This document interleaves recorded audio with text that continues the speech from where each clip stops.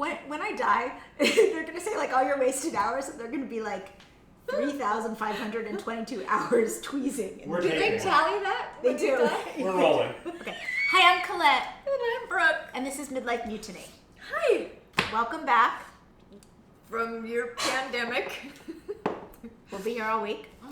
Today we're going to talk about parentheticals, writers, and people in real life. Parentheticals, in my experience, or as far as I know, are in parentheses right in front of between the character's name and the dialogue, and it impacts directly how this character is saying the dialogue, or or something that affects this direct sentence. It's not directing your film, it's not directing the camera or how the actor should say it necessarily. It just impacts what is in the dialogue, as in whisper softly. Like if it needs to be something that is integral to the story, that is where your parenthetical will go. Otherwise, do not use a parenthetical. Do not say happy.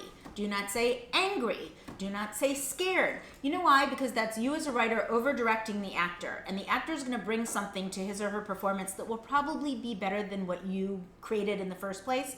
Also, we both come from the theater, and when you do plays, the first thing the director always tells you is cross out all the parentheticals, because it limits you as an actor of what you're going to play. So I know, having read thousands of scripts when I work for Showtime, the sign of an amateur is someone who does lots of parentheticals. So anyone who's writing their first script, their 10th script, their 100th script, get rid of all the parentheticals unless they're absolutely important to the story. So parentheticals. We both read a script this week that had some Worst parenthetical ever. it had a lot of parentheticals in it. This was, not surprisingly, a job where someone's asking us to come in and maybe rewrite this. But there were parentheticals all over the place, which, as Colette said, is a sign of an amateur. But also, there was one, Colette, I'm going to leave it for Colette to tell you about, that triggered her so bad. And it was just, to me, I went right over it because it was just the most ridiculous direction I've ever seen in a parenthetical. But this is the worst parenthetical ever given. If you're going to give a parenthetical, which you're not going to give after watching this, okay, so the line was, my name is Betty. So if it's angry, an actor knows how to play that. My name is Betty. Or if it's cheery, my name is Betty. Or if it's confused, my name is Betty. This parenthetical was frumpily. So I would like to ask all of you, and please let us know in the comments, how you play Call me Betty. frumpily. Like, there's no way to play I'm Betty. frumpily. I'm Betty. What? what's your name? Betty. Betty. Like, that writer should never work again. Say that again. That writer should never work again. Or they should only work frumpily. You're not even on camera. They should only work frumpily. Yeah, you can't play it. So just don't use parentheticals. Save yourself the trouble. And I'm not the kind of person who gets angry. I really don't get angry. I mean, comparatively, obviously. Except when you're typing. Except when I'm typing. But parentheticals make me angry. Well, this one truly. I mean, it's just, you will see a script and it's like happy, sad, angry, and you get it because it's you're directing it in your mind, and you know the way you want the actors to play it, but the actors are going to bring their own magic to your story. Frumpily? Listen, we know your script is precious, and you are the only one to tell your story. But you have to trust that you're such a good writer that your characters are going to speak for you, and your story is going to flow in the way that it needs to be.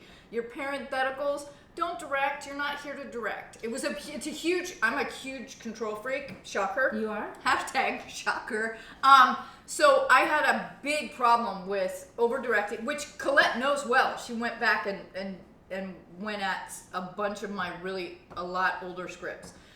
When I was a lot greener, And I did a lot of directing in the action sequence and a lot of directing in my parentheticals because I knew better than anybody.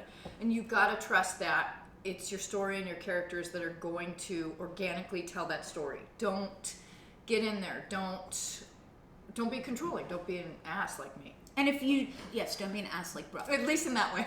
But, and if there is something you really need to convey, less is more, and do it in an action line, like, Betty went to the party and looked around, and then do in italics, what am I even doing here?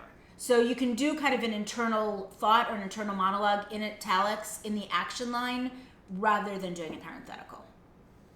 So, question for you guys. So, like, are there exceptions to this? Like, for example, one of the most famous scripts in history, I knew you were going to bring Shane this Black, up. Lethal Weapon script, broke all the rules. Yeah. He had a conversation with the audience, with the reader, throughout the script. Shane Black is Kiss Kiss Bang Bang is the greatest script ever written, and in my opinion, not the greatest script ever written, but it's a fun script that breaks all the rules. Yeah. So Shane Black can get away with that. Most people who are watching Midlife Mutiny can't get away with that. Yeah, now, if you try this, you're going to be labeled snarky or derivative or some. Just tell your story. Like, Shane Black had experience backing him up already with that script, and then added his own voice to it. So it retroactively became this huge animal in and of itself. So he was an isolated choice because he had the product to back it up, and because he knew he had something so good, he could use that as a sales piece. Yeah, he could do anything he wants. There are a couple of people who have really, really specific voices. Diablo Cody can pretty much write a script any way she wants and does it a little bit differently than everyone else. But get your voice out there, but parentheticals are just a sign of weakness. Your best defense against anything and your best calling card ever is a great story. It's a strong story that you believe in. Don't worry about gimmicks. You can throw those in later after you've got an agent and a movie deal. And a couple credits on IMDb to show that you're legit. By the way, the script that we're going to get hired to rewrite, though neither of us wants to rewrite it, he has 1 IMDb credit. So it does make a difference. And again, we started ourselves. We didn't have IMDb credits, and we started making films ourselves. So like we say in Midlife Mutiny, stop asking for permission, get a camera, get a friend who can edit, and make films. Oh my God, especially now. There's nothing going on. There is nothing going on. People are desperate for content. You never know what your little story or your little idea could blow up into. And if nothing else, it scratches that itch for you to be creating and not depending on someone else to tell you to do what you want to do. So it's a huge thing. Just go and do your stuff. Tell your story, film your story. I'm Colette. I'm Brooke. And this is Midlife Mutiny.